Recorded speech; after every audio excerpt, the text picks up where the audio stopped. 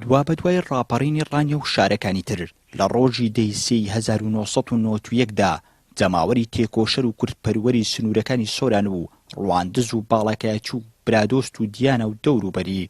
با پشتیوانی هێزی پێشمەرگەی کوردستان و بەڕێنمایی و بەسەرپەرشتی ڕاستەوخۆی سەرکردایەتی بەرەی کوردستانی کە یەکێتی نیشتیمانی کوردستان تێیدا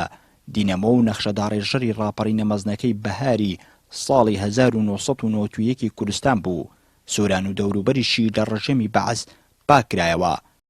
هەندێک نامەیان بۆ ئێمە لە ڕێی ڕێخستنەکان کە ئەو کاتیان سەرپەرشتی هەموو ڕێخستنەکانی سۆران وەکرد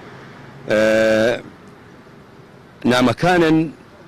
دانا ئەو بەڕێزانە ئەو خەڵکانەی کە چەکداری نیشتیمانی بوون ڕەفیق و برادەری مەبوون و دەناسین و خزم بوون و ئیدی نامەکانن بەسەردا دابەشکردن ئەوانیش ئامادەیان تێدا بوو خۆیان حاضر کرده بوو. ئێمە زیاتر تەرکیزمان لەسەر رادیۆی دەنجی گەلی کوردستان ئەکردەوە کە ڕۆڵێکی پێشەنجی هەبوو لە ڕاپەڕین بەڕاستی هەمومان چاوەڕێی مژدەی سەرکەوتنی شار بە شار و گوند بە گوند بوون لە دەنجی گەلی کوردستان و ئێمە لێرە لە سۆران کە کاتی خۆی کە ڕاپەڕین دروست بوو کۆمەڵە خەڵک بوون هەم لە ئۆردوگای گەڵاڵی کە خەڵکی باڵەکایەتیەوە خەڵکی تریشی تێدا بوو و هەم لە ناودەشت و خەڵکی دیانە و خەڵکی دێڵزیان و بادلیان و هەروها باڵەچیان بە هەمومان بێک دەست و بێک ڕنگ و بێک تیم هەمومان بەرەنگاری ڕژێمی بەحەز بووینەوە و ڕاپەڕینمان دروست کرد. یەکەم تەقەی سۆران کە کردی پێشمەرگەیەکی فەرماندەیەکی یەکێتی نیشتمانی کوردستان بوو کە بەداخەوە لە کەرکووک شەهید بوو لەگەڵ سێ هاوڕێی کە ئەوانی شار خەڵکی منتیقەی سۆران و باڵەکایەتی بوون. لەگەڵ جۆش و خرۆشی ئێزگەی دەنگی گەلی کوردستان جەماوەری دەبەری سۆران و ڕواندز و دەوروبەری ئەڵیان کوتایە سەر مۆڵگە و دام و دەستگا داپڵۆسەنەرەکانی حیزبی بەعسی ڕووخاو لە ماوەی تەنیا چەند کاتژمێرێکدا تەواوی سنوورەکەیان لە بەحسیە فاشستەکان پاکردەوە و ئیدی ئەو ڕۆژە جەماوەری ڕاپەڕیوی ئەو سنوورانە یەکەم هەناسەی ئازادیان هەڵمژی. ئەو ڕۆژە ڕاپەڕین دەستی پێکرد لە سنووری برادۆست من سەرپەرشتایەتی ئەو سنوورەمە کرد. ئەو ئەرکێ بە ئێمەس پێدرا بوو دیارە بارگای فرقەی 33 قیادەت قوات بەدر و لیوای 431 کە لە سەری بەردی بوو ئێمە وەکو ڕێخستنەکان خۆمان حاضر کرد کاتژمێر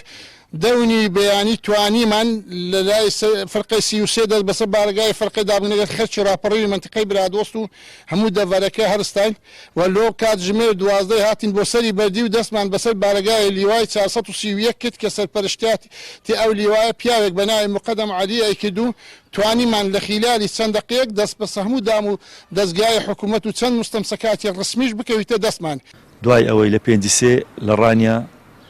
ڕاپەڕین دەستی پێکرد و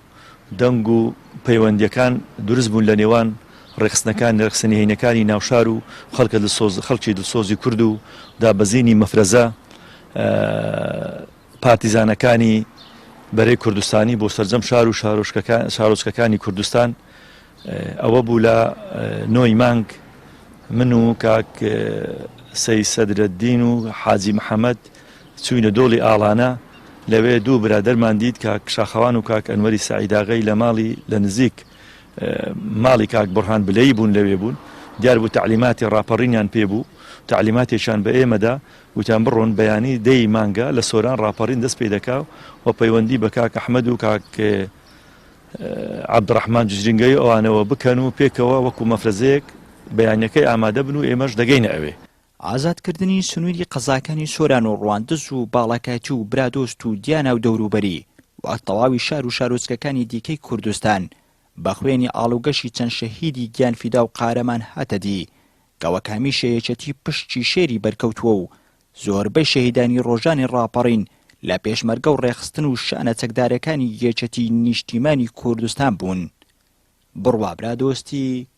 گەلی کوردستان قەزای سۆران.